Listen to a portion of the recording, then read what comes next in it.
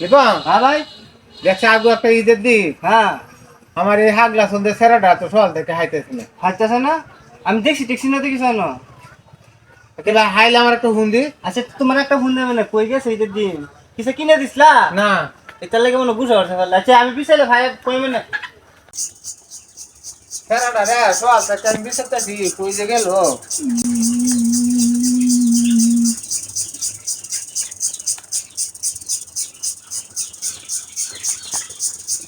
কিরু সকাল থেকে আমি তোর বিচারতেছি তুই এনে বই রয়েছ।